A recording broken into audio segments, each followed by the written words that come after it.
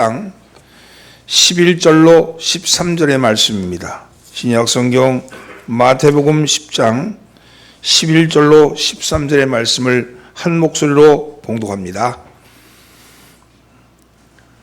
어떤 성이나 마을에 들어가든지 그 중에 합당한 자를 찾아내어 너희가 떠나가기까지 거기 머물라. 또 그 집에 들어가면서 평안하기를 빌라. 그 집이 이에 합당하면 너희 빈 평안이 거기 임할 것이요 만일 합당하지 아니하면 그 평안이 너희에게 돌아올 것이니라. 아멘. 할렐루야. 옆에 있는 사람 인사 잘 나오셨습니다. 앞뒤로 인사하면서 이번 주도 무사하셨군요.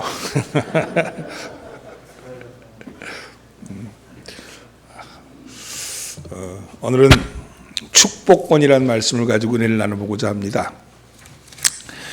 하나님께서 태초에 만물을 창조하시고 그 만물 위에 영광을 덧입히셨습니다.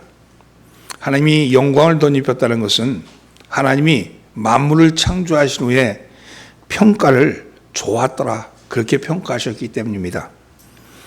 사람을 창조하신 후에는 하나님께서 복을 주셨습니다. 그들에게 복 주시며 생육하고 번성하라 이렇게 말씀하셨거든요. 하나님은 만물 위에 영광을 덧입히시고 사람 위에는 복을 주시는 분이십니다. 우리는 신앙 언어로 축복의 하나님 이렇게 말을 하지만 어법상으로는 하나님은 축복하시는 분이 아니라 복을 내리시는 분이시죠. 곧 강복하시는 분이라는 뜻입니다. 영어에는 하나님께서 당신에게 복 주시기를 원합니다. 이렇게 할 때 God bless you 이렇게 얘기하죠. 근데 이 영어의 bless라는 단어는 복을 내리다 혹은 복을 주다 둘 다에 다 통용되는 단어입니다. 그래서 God bless you 그러면 문제가 없지만 우리의 어법에는 축복은 한자의 축자는 빌축자예요. 빌축자. 비는 거예요. 비는 거. 복을 비는 거죠. 근데 축복에 비는데 하나님이 축복한다는 것은 하나님이 복을 빈다는 건데 이건 어법상에 맞지를 않습니다. 하나님이 누구에게 복을 빌겠습니까? 굳이 쓰려면 내릴 강자를 써서 강복하신다 이렇게 말해야 됩니다. 그러나 기독교에서 하도 이 용어를 그냥 일상적으로 하나님이 축복하신다, 하나님이 축복하신다 이렇게 쓰기 때문에 하나님이 복을 내려주신다 그런 의미로 받아들이기 때문에 뭐 크게 문제될 건 없지만 그러나 굳이 따지자면 그렇다는 말씀이죠. 축복이라는 것은 용어적으로 보면 무엇이 될 것이다, 무엇이 되어라 혹은 주실 것이다 하기를 원한다 이런 표현으로 복을 비는 의미로 축복이라고 씁니다. 하나님이 태초에 사람에게 복을 주셨는데 아담이 타락함으로 인해서 그 복을 누리지 못하게 된 것이죠. 그래서 하나님은 그 복을 누릴 수 있는 사람, 복을 빌 수 있는 사람을 정하셨습니다. 지정하셨습니다. 그것이 바로 믿음의 사람입니다.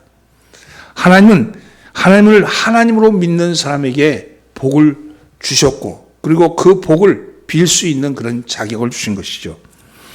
하나님께서 아브라함에게 말씀하시기를 창세기 12장 1절로 2절 말씀에 보면 너는 복이 될 것이라. 너를 축복하는 자에게 내가 복을 내리고 너를 저주하는 자에게 내가 저주를 하리니 땅의 모든 족속이 너로 말미암아 복을 얻을 것이다. 이렇게 하셨습니다.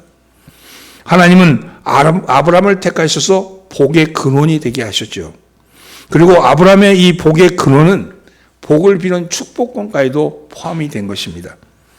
하나님의 축복권을 받은 아브라함은 그 복을 이삭에게 또 그 이삭은 그것을 야곱에게 그것을 이어서 축복을 합니다. 또한 이삭과 야곱은 하나님이 주신 그 축복권을 사용해서 아들과 손자들에게도 축복을 이어주시죠. 예수님도 마가복음 10장 16절에 보면 어린아이를 안고 그 위에 안수하시고 축복하셨다 이렇게 성경은 말합니다.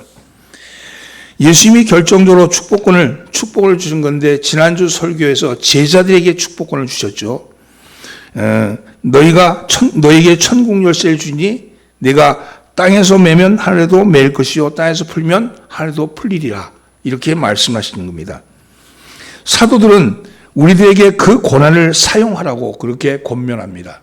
로마서 12장 14절에 보면 너희를 박해하는 자를 축복하라. 축복하고 저주하지 말라. 이렇게 말씀했고, 베드로전서 3장 9절에 보면 복을 빌라. 이를 위하여 너희가 부르심을 입었으니 복을 유업으로 받게 하려 하심이라. 복을 빌으라는 거예요. 축복하라는 거죠. 그렇게 하면 그것을 위해서 너희가 부르심을 받았다. 우리를 왜 불렀느냐? 여러 가지가 있지만 너희가 복을 비는 존재로 우리를 부르셨다는 거 아닙니까? 그러면 복을 유업으로 받게 할 것이다. 유업이라는 건 유산이죠. 우리에게 주신다는 거예요. 거저 주신다는 겁니다. 복을 주신다는 겁니다. 하나님이 믿음의 조상 아브라함에게 주신 복, 그리고 믿음의 백성에게 이어내려온 축복권, 그리고 예수님이 사도에게 허락하신 축복권, 그리고 오늘날 하나님의 언약의 약속 아래 이루어진 우리들에게도 주어주신 그 축복권, 그것이 우리에게 있다는 겁니다. 그것을 사용하셔야 되는 거예요. 그것을 사용하셔야 되는 거예요. 그러면 어떻게 사용하느냐? 오늘 본문을 통해서 그 말씀을 함께 나누려고 합니다. 먼저 축복권은요, 조건 없이 사용되어야 합니다. 그래서 무조건 사용해야 합니다. 따라서 무조건 사용해야 합니다. 11절과 12절 말씀을 함께 봉독합니다. 어떤 성이나 마을에 들어가든지 그 중에 합당한 자를 찾아내어 너희가 떠나기까지 거기서 머물라. 또 그 집에 들어가면서 평안을 빌라. 하나님이 주신 축복은 가려서 하라는 게 아닙니다. 축복을 받을 만한가, 받을 만하지 않은가, 그것을 보고서 하는 것이 아니고 무조건 집에 들어가면서 평안을 빌라. 축복하라는 것이죠. 그 사람이 복받을 만한 그릇이 되느냐 안 되느냐 따지지 말라는 겁니다. 여러분, 그 판단은 우리가 하는 것이 아니고 하나님이 하시는 거죠. 우리는 그저 우리 역시도 복받을 만한 그릇이어서 복을 받은 것도 아니고, 의롭게 살고 그렇게 하나님 앞에 기쁘게 해서 우리가 선택받은 것도 아니고, 하나님이 우리가 복받을 그릇이 되기 때문에 우리를 택하신 것이 아닙니다. 하나님은 그저 우리에게 무조건 은총을 주셨고 우리가 구원을 받은 것 아닙니까? 하나님의 뜻은요, 모든 사람이 복받기를 원하시는 겁니다. 그래서 하나님이 사람을 만들자마자 복을 주신 거예요. 창세기 1장 22절에 보면 복을 주시며 이르시되, 그러면서 생육하고 번성하라 이렇게 나오거든요. 여러분, 시작부터 사람은 복을 주시며 이렇게 말씀하는 거예요. 모든 사람이 복받기를 원하시고, 모든 사람이 구원받기를 원하시고, 모든 사람이 진실한 마음으로 잘 되기를 원하시는 것이 우리 하나님이시다. 하나님은 우리에게도 축복하기를 좋아하시는 분이십니다. 심지어 원수까지도 축복하라 이렇게 말씀합니다. 누가복음 6장 27절로 28절에 보면 예수님께서 너희 듣는 자에게 내가 이르노니 너희 원수를 사랑하며 너희를 미워하는 자를 선대하며 너희를 저주하는 자를 위하여 축복하며 너희를 모욕하는 자를 위하여 기도하라 이렇게 말씀하잖아요. 여러분, 예수님께서도 우리 모든 사람을 축복하는데 심지어 원수, 나를 저주하는 사람까지도 축복하라고 말씀합니다. 나를 모독하는 사람을 위해서 기도하라고 말씀합니다. 우리 속담에도요, 미운 사람 떡 하나 더 준다고 그러잖아요. 여러분, 나를 미워하는 사람, 나에게 뭐 잘못하는 사람을 위해서 오히려 잘해줘라 이렇게 말씀하죠. 하나님이 주시는 복은 당위성과 가능성으로 구분돼요. 여러분, 당위성이라는 것은 반드시 그렇게 될 것이다. 이게 당위성이에요. 이 일은 반드시 그렇게 될 것이라는 게, 그것이 당위성이라면, 가능성이라는 것은요, 잠재력을 보고서 축복하는 거예요. 여기 옆에 나무가 심겨져 있는데 그 나무를 보면서 이 나무는 장차 많은 열매가 맺을 겁니다. 이거는 지금 맺어진 건 아니고, 근데 앞으로 될 가능성이 있고 잠재력이 있다는 것을 축복하는 거죠. 복을 주는 거죠. 하나님이 사람을 만들고 사람의 완전성에 근거해서 복을 주신 것이 아니라는 겁니다. 어떤 행위가 나타나기 전에 가능성과 잠재력을 보고 주시는 거죠. 족장들이 자녀들을 축복할 때도 가능성과 잠재력을 보고 축복한 겁니다. 예수님이 제자들을 축복할 때도 마찬가지입니다. 예수님이 제자를 처음 만났을 때 너는 사람 낚는 어부가 되게 하겠다. 이건 그 사람 속에 그런 가능성, 잠재력이 담겨 있다는 거 아니겠어요? 베드로는 예수님을 따라다닐 때 실수투성이었죠. 그러나 예수님은 베드로에게 내가 요한의 아들 시몬이니 장차 개바라 하리라 이렇게 축복하신 겁니다. 여러분 유다를 택할 때도 축복하지 않았겠어요? 축복하신 거죠. 여러분 가능성을 보고 축복하는 겁니다. 시몬은요 갈대라는 뜻이에요. 근데 베드로는 반석이라는 뜻입니다. 지금 보기에는 갈대처럼 흔들흔들하고 이리 바람 불면 이쪽으로 쏠리고 저리 바람 불면 저쪽으로 쏠리고 그렇지만 너는 장차 반석 같은 믿음의 사람으로 든든히 있을 것이다. 이렇게 축복하신 겁니다. 우리도 다른 사람을 축복할 때요. 그 사람이 가진 단점도 많지만 장점을 보고 가능성을 보고 그것을 근거해서 축복해야 합니다. 여러분 다른 사람에서 저 사람 이것도 안 되고 저것도 안 되고 단점이 늘 보이기 마련이잖아요. 단점은 크게 보이고 장점은 감춰져 있죠. 그래서 단점을 자꾸 얘기하는 게 뭐냐? 평가잖아요. 그건 단정하는 거잖아요. 그것은 판단하는 거잖아요. 그건 뭐예요? 지식의 나무. 그것은 뭐예요? 선악과예요.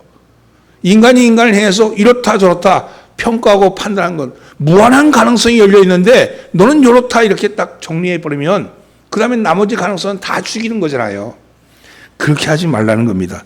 여러분 장점을 보고 그 가능성을 근거해서 축복해야 합니다.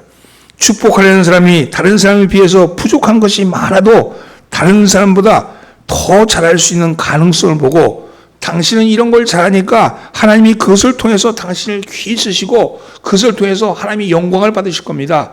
하나님이 당신에게 주신 귀한 달란트를 숨겨두고 감춰두지 마시고 잘 활용하시기 바랍니다. 이렇게 축복해 주셔야 됩니다. 이러한 축복의 말을 들을 때 그 사람 속에 기대감이 생기죠. 자기는 나는 이것밖에 안 돼. 나는 이 정도밖에 안 돼. 자기 스스로를 평가해서 소심해 있던 사람. 그랬던 사람에게 당신에게 이런 싹이 있습니다. 이런 가능성입니다. 내가 보니까 잘 될 것 같습니다. 그렇게 얘기할 때 그 사람이 그것을 발견할 수도 있고 또 그것을 통해서 길이 열릴 수도 있는 거 아니겠습니까? 여러분 축복하셔야 합니다. 사랑하는 성도 여러분, 야곱이요 요셉의 초청을 받아가지고 애굽에 갔을 때 바로는 자신이 신이라 그러고 우상이 가득한 나라인데도 야곱이 바로를 축복합니다. 여러분 바로를 놓고 축복하는 거예요. 아니 어떻게 바로를 놓고 축복할 수 있겠습니까? 이것이 하나님이 원하시는 거예요. 저와 여러분은 어딜 가든지 누구를 만나든지 축복하는 사람이 되기를 바랍니다. 어려움 가운데 있는 사람에게 반드시 잘 될 것이다. 하나님이 너를 도와주실 것이다. 여러분 병환 중에 있는 사람에게 하나님이 당신을 치유해 주실 겁니다. 건강을 되찾을 수 있습니다. 이렇게 축복하는 것은 여러분 우리가 해야 할 일입니다. 여러분 그렇게 우리가 복을 빌었는데 그 복을 받기에 합당하지 아니하는 사람이라면 그러면 그 복은 어디로 가겠습니까? 오늘 말씀에는요 빈 사람에게로 간다 그런 거 아닙니까? 내가 복을 줬는데 합당하지 아니하면 그 복이 나에게 돌아온다는 거예요. 이게 얼마나 수지 맞는 일이에요. 여러분 내가 다른 사람에게 복을 빌어서 나와의 관계가 좋아서 좋고 또 그걸 못 받으면 그 복이 나에게 와서 좋고 이 얼마나 수지 맞는 일이에요. 그러니까 기독교에는 축복하는 사람이 되어야 된다는 거예요. 그것이 우리를 택하신 이유라고 말씀하잖아요. 13절 말씀이 바로 그 말씀입니다. 함께 봉독합니다. 그 집이 이에 합당하면 너희 빈 평안이 거기 임할 것이요 만일 합당하지 아니하면 그 평안이 너에게 돌아올 것이니라. 오늘 여러분 평안이 여러분에게 돌아가기를 예수님으로 축원합니다. 그러면 그 우리가 빈 평안이 받기에 이 축복은 뭐냐면 받기에 합당한 자에게 이루어지는 거예요. 축복은 받기에 합당한 자에게 이루어진다. 받기에 합당한 자에게 이루어집니다. 축복이 있다고 다 이루어지는 게 아니에요. 하나님께서 네 자손이 복을 받을 것이라 이렇게 축복을 했지만 복을 주셨지만 누구나 복을 받은 것은 아닙니다. 복을 받을 만한 사람이 복을 받습니다. 아브라함이 자손에게 축복했지만 아브라함의 피를 받은 모든 자손이 복 받은 것은 아닙니다. 여러분 복을 받은 사람도 있고 받지 못한 사람도 있습니다. 여러분 아브라함의 자손 중에요 이삭은 복을 받았지만 이스마엘은 복을 받지 못했죠. 이삭의 자손이라 해서 무조건 복을 받은 것도 아닙니다. 야곱은 복을 받았지만 여러분 에서는 복을 받지 못했습니다. 분명히 하나님 복을 주셨고 내 자손이 복을 받으려고 말씀했음에도 불구하고 복을 받은 사람도 있는가 하면 복을 받지 못하는 사람도 있다는 겁니다.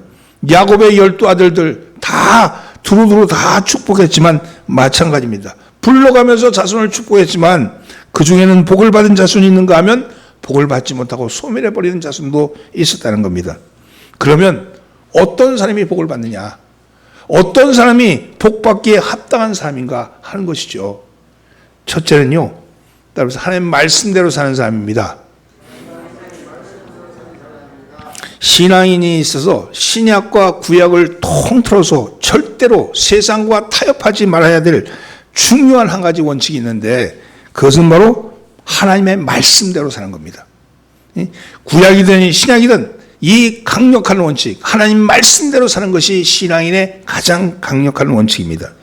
하나님의 뜻을 따라 하나님께 순종하며 사는 겁니다. 즉 하나님의 나라의 법칙에 따라 사는 겁니다. 그럴 때 하나님이 기뻐하시고 이 땅에서의 복과 하늘나라의 복을 주신다고 말씀합니다. 우리는요, 예수를 믿어서 하나님의 자녀가 된 사람이에요. 그런데 아직 속량받지 못했는지라 우리가 하나님의 자녀이면서도 동시에 세상에 발을 붙이고 사는 그런 존재입니다. 그래서 우리는 이 세상에서는 베드로는 우리는 나그네와 같다 그랬고, 그리고 바울은요, 우리의 시민권은 하늘에 있다 이렇게 말씀했습니다.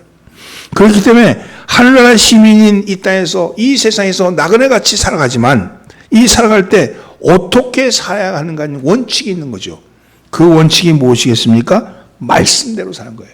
여러분, 세상의 일들, 세상의 관계, 세상의 문제, 세상의 법칙, 그것이 아니라 하나님의 말씀대로 사는 겁니다. 세상 사람과 다르게 사는 거예요. 말씀대로 사는 것은 세상 사람과 다르다는 거예요. 세상이 돌아가는 원칙이 있고 하나님 나라의 원칙인데 이게 충돌할 때 어느 걸 따라가 타협하지 말고 하나님의 말씀대로 따라가야 한다고 말합니다. 세상 법률과 하나님의 법이 서로 충돌하면 과감하게 세상 법보다는 하나님의 법을 따라야 합니다. 이것이 신앙의 원칙입니다. 루마니아 교회의 지도자였던 조셉 디손이라는 분이 있어요. 목사님이신데 이분이 차우체스크 정권에 의해서 기독교가 엄청난 박해를 당할 때 그때 비밀경찰에게 잡혀갔습니다. 신문을 받았어요. 비밀경찰이 그를 죽이겠다고, 부인하지 아니하면 죽이겠다고 위협을 가했습니다. 조셉이 위협하는 경관을 똑바로 쳐다보면서 이렇게 말합니다. 경관님이 가진 최고의 무기는 죽이는 것이겠죠. 그런데 제가 가진 최고의 무기는 죽는 겁니다. 그러면서 경관님은 저의 설교 테이프가 녹음이 되어서 천국에 퍼져 있다는 사실을 알고 계시죠. 경관님, 저를 죽이면 저는 그 테이프에 저의 피를 칠할 겁니다. 그러면 그 후에 누구든지 그 테이프를 듣는 사람들이 한번 들어보게 이건 조셉이 피를 칠한 테이프네 이렇게 말하면서 이 테이프는 피로 인봉된 테이프라고 말하면서 수많은 사람이 이 테이프를 들을 겁니다. 그러면 이전보다 10배나 큰 소리로 말하게 될 겁니다. 그러면 저를 죽여보시죠. 그러면 저는 저의 최고의 승리를 얻게 될 겁니다. 이렇게 이야기했다고 합니다. 여러분, 하나님의 법대로 따르는 사람은요, 세상 법에 굴복하지 않습니다. 세상이 굴복해 할 수 있는 것은 죽음밖에 더 있겠습니까? 죽음을 넘어서서 부활의 영광을 가지고 있는 우리들이 어찌 세상의 법에 머리 숙일 수 있겠습니까? 여러분, 세상이 죽음으로 위협을 한다 할지라도 죽음이 더 이상 수치가 아니고 죽음은 두려움이 아니고 죽음은 패배가 아닙니다. 죽음은 그분을 따르는 영광의 길이고 그분처럼 피로 살 수 있는 기회입니다. 죽음을 두려워하지 않는다면 여러분 말씀에 순종해야죠. 얼마나 많은 부분들이 이 땅에 많은 부분이 가치관의 충돌을 일으키고 있습니까? 기독교 가치관과 그리고 세상 가치관.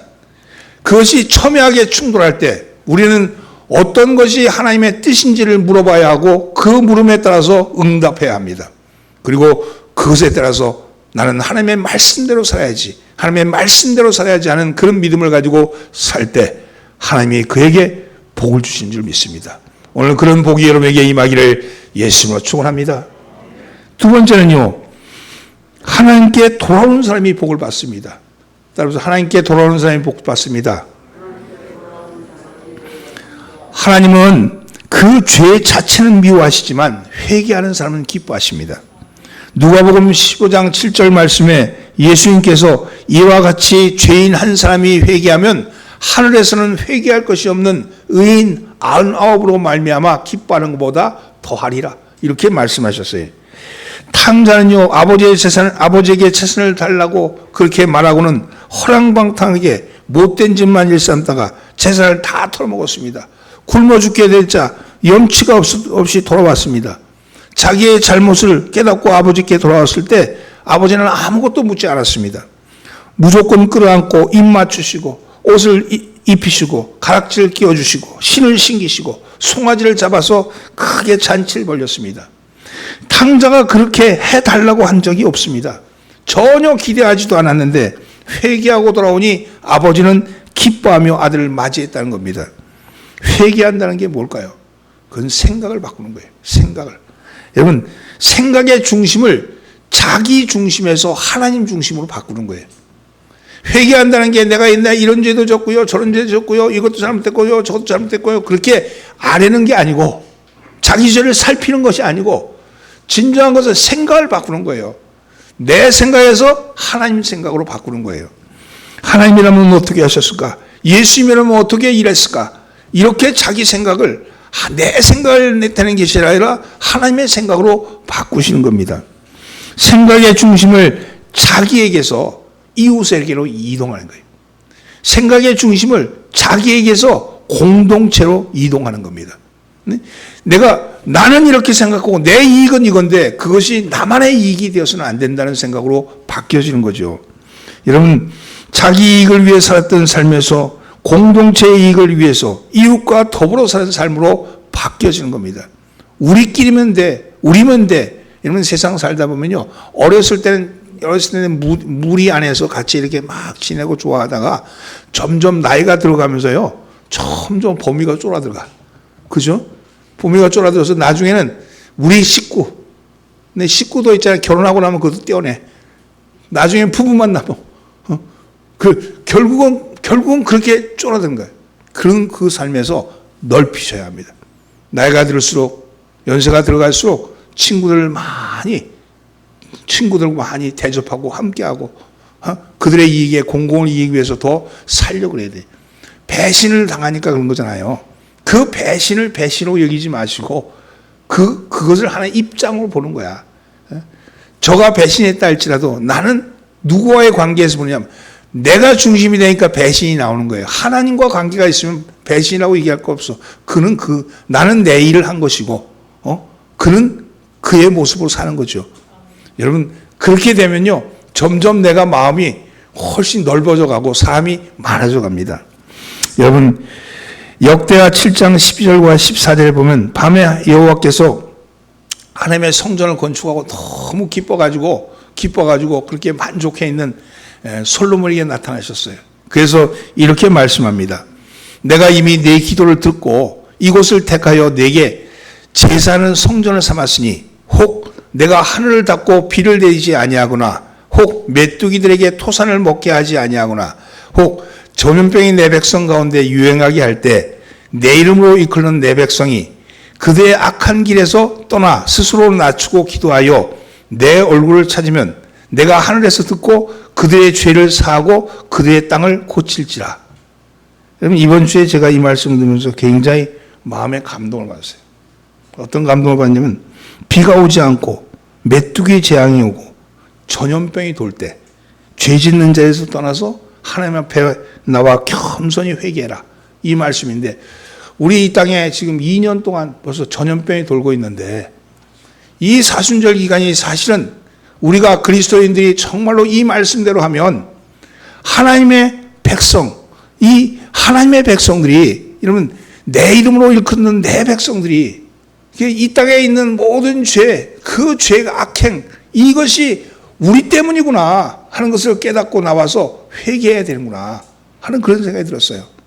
여러분, 이 감염병이 들어오는데 그것이 누구 때문이라고 보건이 잘못됐다고, 누가 뭐 정책을 잘못했다고 크게 탓하는 게 우리의 목소리가 큰데, 그거는 그렇게 얘기하는 세상 사람 얘기고, 우리가 봤을 때 이 땅을 지배하시는 하나님이 이 감염병을 2년 동안이나 이 지구상에 내리셔서 이렇게 가둬놓는 뜻이 있을 텐데 왜 이 백성들은 하나님 앞에 나가지 아니할까? 그래서 그런 생각이 들었어요.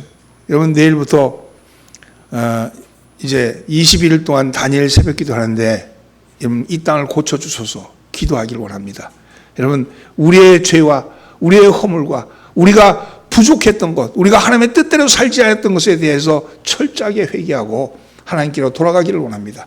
여러분, 우리 교회 하나가 모여서 그게 되겠냐 이렇게 말하지 마시고, 여러분 우리가 서 있는 자리, 내 백성, 내 이름으로 일컫는 내 백성이, 내 이름으로 일컫는 내 백성이, 여러분 그들의 악한 길에서 떠나 스스로 낮추고 기도하여 내 얼굴을 찾으면 내가 하늘에서 듣고 땅을 고쳐줄 거라 그러셨잖아요. 이 말씀대로 여러분 쓰시길 이름으로 축원합니다. 그러면 죄를 사하실 뿐만 아니라 여러분 마라의 쓴물이 단물이 되듯이 저주받은 땅을 축복의 땅으로 고쳐주시겠다는 겁니다. 되는 것이 없고 하는 일마다 막히고, 여러분 그런 분이 있다면 철저하게 하나님 앞에 나가서 내가 무슨 죄를 졌어, 내가 무슨 잘못했어 그러지 말고 내 생각의 중심이 하나님 중심이었는지, 내가 내 중심으로 살아왔는지 한번 살펴보면서 내 중심의 생각을 하나님 중심의 생각으로 바꾸고, 내가 정말로 슬퍼하는 자리에서 함께 울어주지 못한 것, 고통당하는 자를 위해서 같이 서 있어 주지 못한 것, 아파하는 자를 위해서 내 아픔같이 느끼지 못한 것조차도 내가 잘못이었구나 하는 걸 돌이키면 하나님이 그 길을 열어주시고 여러분의 삶을 열어주실 줄 믿습니다. 여러분 그런 복이 여러분에게 임하기를 예수님을 축원합니다. 세 번째는요, 하나님은요 인격적으로 만나는 사람에게 복을 주십니다. 그래서 인격적으로 만나는 사람에게 복 주십니다. 아니, 하나님은 인격적으로 만나는 건 어떻게 만나는 것일까요? 여러분, 인격적이라는 말은요 대화가 통하는 사이, 대화가 통하는 사이, 말이 통하는 사이를 인격적이라 그러는 거예요. 그러니까 하나님과 인격적으로 만난다는 것은 하나님과 대화가 통하는 만남이에요.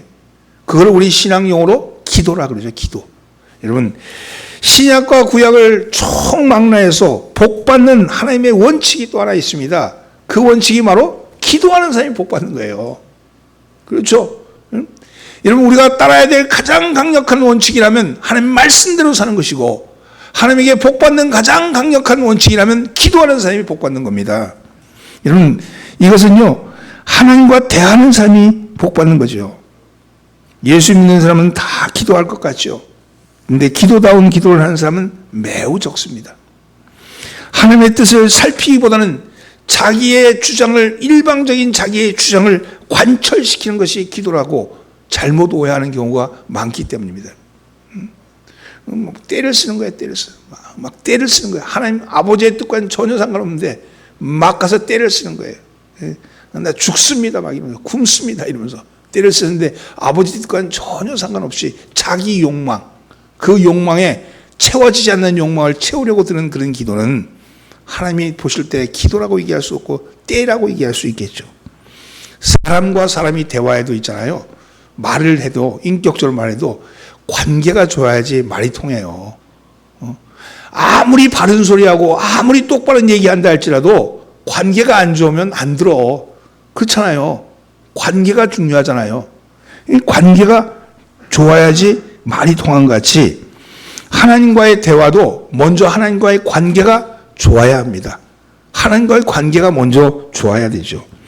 아버지가 비록 우리의 모든 것을 다 알고 계신다 할지라도 우리의 처지와 형편과 사정을 자세히 주님 앞에 아뢰셔야 합니다. 아뢰셔야 합니다. 어느 날 같이 아버지 계신데 문 확 열고 아버지 나 돈 줘 이렇게 얘기하면 아버지가 저런 막대 먹은 놈이 있나 그러지 않겠어? 그러면 아버지한테 가서 돈 달라고 그렇게 얘기하는 게 아니고 아버지한테 가서 아버지 제가요 살면서 살다 보니까 참 이것도 어렵고요 저것도 어렵고요 애들 학교도 보내야 되는데, 아유, 지금 뭐, 저 회사에서도 뭐, 지금 뭐, 정리해고 당했고, 뭐, 아니, 구구절절 얘기하는 거예요. 근데 뭐 돈 달라는 얘기를 안 해. 근데 그러고 앉아있으면 아버지 생각이 어떻겠어요? 아, 저는 돈 줘야겠구나. 이런 생각 안 들겠어요? 여러분, 똑같은 말도 하나님과의 관계를 잘 살피셔야 돼요. 이렇게 돼 있죠. 야고보서 4장 2절과 3절 말씀. 너희는 욕심을 내어도 얻지 못하며 살인하며 시기하여도 능히 취하지 못함으로 다투고 싸우는도다. 너희가 얻지 못하면 구하지 아니하였기 때문이고 구하여도 받지 못하면 정욕으로 쓰려고 잘못 구했기 때문이다. 왜 못 받냐? 생각의 중심이 자기 중심이니까 못 받는다는 거죠. 근데 여러분, 우리가 손해 보는 것은요, 하나님 앞에서 기도하지 않아서 받지 못하는 겁니다. 이게 무슨 얘기냐? 내가 이런 얘기 하니까, 나 그럼 기도하지 말아야겠네, 이렇게 생각이 들 수 있죠. 그렇지 않아요. 여러분, 잘못 기도한다 할지라도, 정욕으로 쓰려고 잘못 구한다 할지라도 계속 기도하라고 얘기합니다. 왜냐하면요, 여러분, 기도하다 보면요, 깨닫게 돼요. 아, 내 기도가 떼거리 기도구나. 기도하다 보면요, 은혜를 받아서요, 잘못된 기도가 고쳐집니다. 성령님이 가만히 안 두셔요. 때를 쓰며 기도하고 울며 기도하고 그러면 어느 순간 내 기도가 바뀌고 있어요.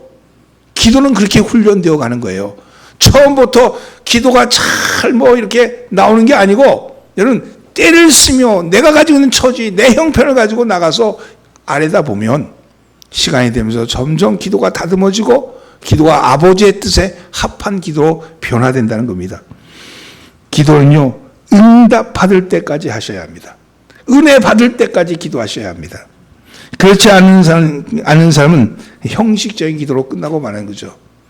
여러분, 누가복음 18장에 나오는 과부처럼 응답받지 않으면 물러서지 않고 끈질기게 기도해야지 응답받습니다. 그 응답이 처음에 내가 기도했던 그 기도의 제목과는 달리 가 있다 할지라도 성령이 내 기도와 함께 하시고 내 기도를 가르치시고 내 기도를 지도하시고 내 기도를 이끄신다는 사실입니다. 구약에 보면요, 한나라는 여인이 있죠. 남편의 사랑은 받았지만 아이가 없었습니다. 당시 아이가 없는 것은 여자 취급을 받지 못하는 시대였어요. 그저 남편 사랑만 쳐다보고 있을 수 없는, 사회생활하고 인간관계에 있는데 남편만 사랑한다고 해서 되겠습니까? 그러니까 그 여인의 마음은 어둡고 절망적이었습니다. 그때 이 한나가 할 수 있는 것은 기도밖에 없는 거죠. 남편 품이 아니라 기도로 간 거예요. 하나님은 성전에 올라가서 그저 말할 수 없는 탄식이고 입으로 자식을 달라고 얘기할 수도 없고 뭐라고 할 수도 없고 몸부림치면서 기도하는 겁니다. 엘리 제사장이 술 취한 차라고, 술 취한 자인 술 먹지 말라고 그렇게 오해했지만 결국은 엘리 제사장의 축복을 받습니다. 여러분 잘 알잖아요. 엘리 제사장이 어떤 제사장입니까? 여러분, 엘리 제사장이 그렇게 선한 제사장이 아니에요. 인품이 좋은 게 아니야. 그런데 그 제사장의 축복을 받을 때 여러분 그 축복이 이루어집니다. 여러분 축복은요, 여러분 제사장이 하는 게 아니고 제사장직이 하는 거예요. 그 사람이 인품이 어떻든 그게 중요한 게 아니야. 하나님이 제사장으로 세우셨으니까 그 제사장의 직을 통해서 하나님이 복을 내리시는 거거든요. 그래서 사무엘상 1장 17절 18절에 보면 엘리가 대답하여 이르되 평안히 가라. 이스라엘의 하나님이 내 기도하여 구하는 것을 허락하시기를 원하노라 하시니 이르되 당신의 여종이 당신께 은혜 있기를 원하나이다 하고 가서 먹고 얼굴에 다시는 근심빛이 없었더라. 이 말씀 뭐냐? 제사장이 축복하니까 그 말씀을 믿었다는 거 아닙니까? 그 말씀을 받아들였다는 거 아니에요? 아니 제사장이 축복하자마자 애기 생긴 것도 아닌데, 근데 바로 뭐는 가서 먹고 얼굴에 다시는 근심이 없었더라.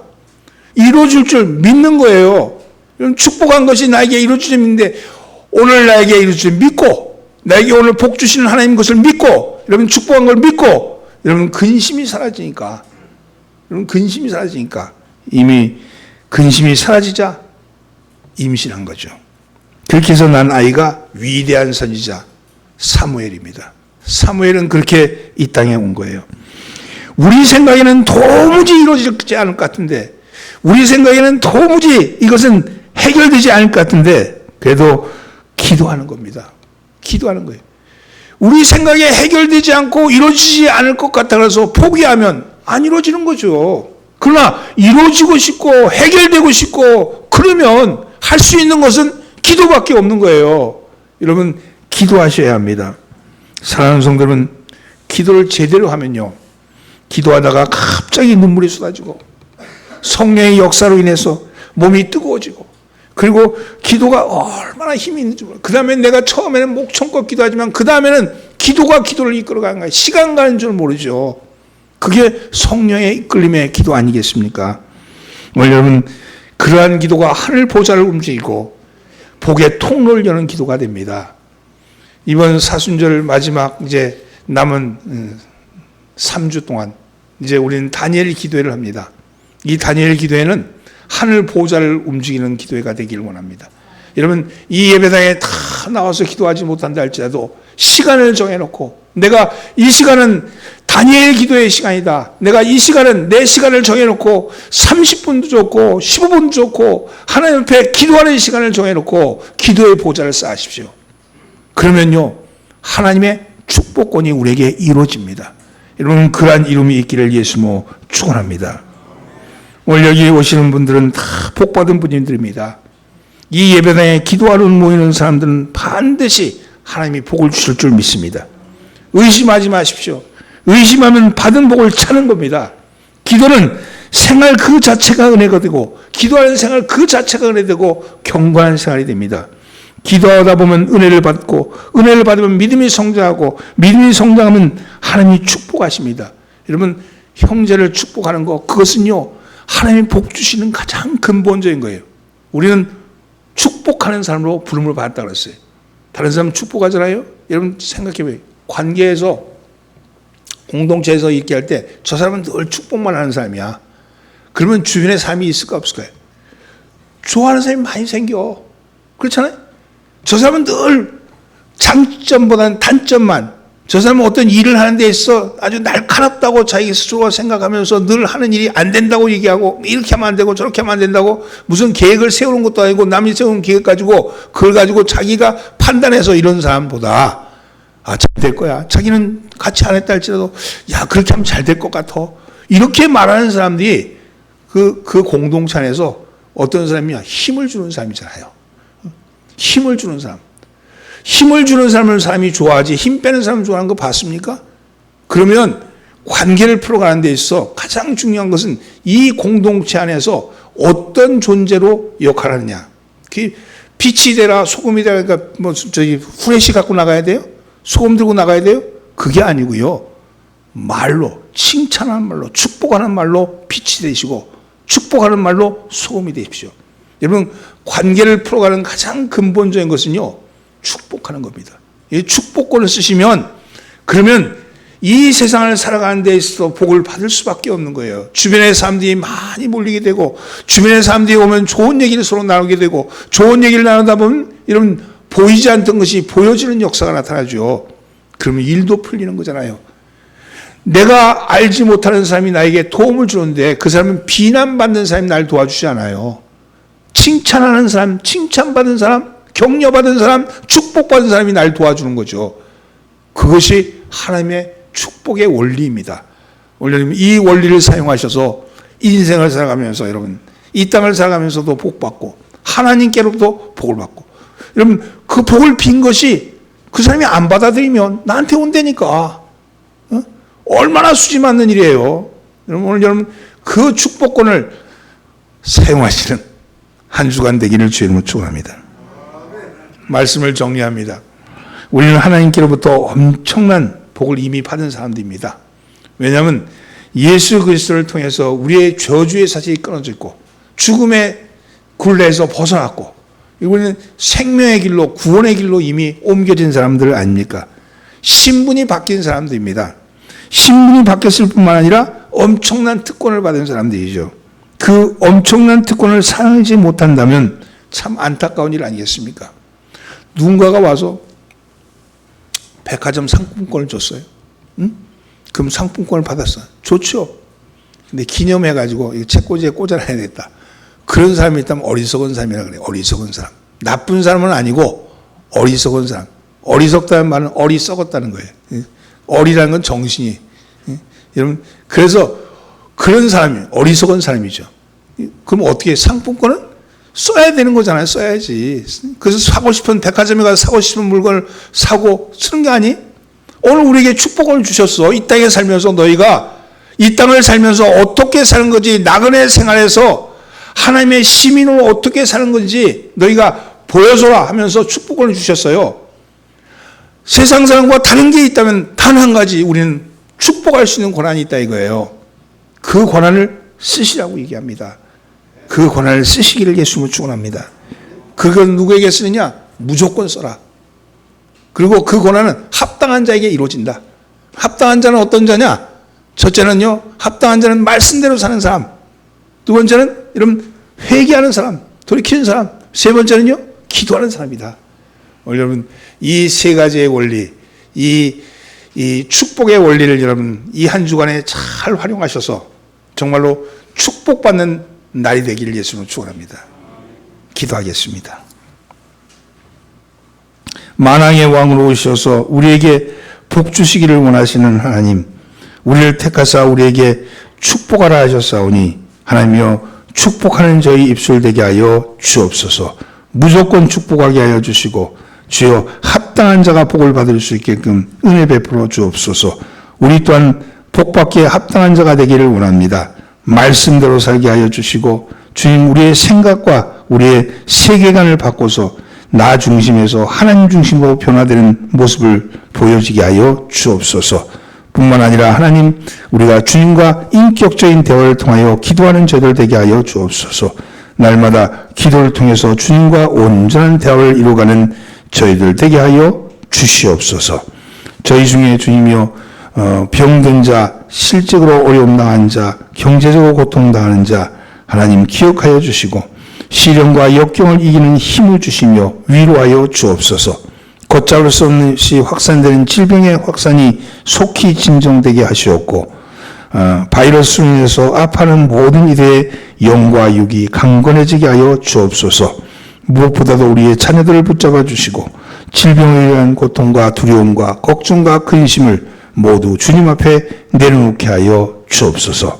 주님, 저희의 삶을 선한 길로 인도하여 주옵소서. 이 시간 질병으로 인하여 고통당하는 형제와 자매를 위해서 기도합니다. 환부의 역사하여 주시어서 어떤 질병, 어떤 고통, 어떤 아픔이 있을지라도 고쳐주시옵시고 치료하여 주시옵시고 치유하여 주시옵소서. 우리를 구원하신 예수님의 이름으로 기도드리옵나이다. 아멘.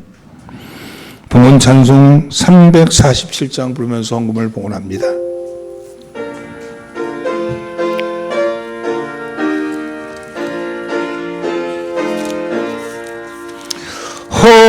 허락하신 새 땅에 들어가려면 마음의 준비 다하여 힘써 일하세. 여호수아 본받아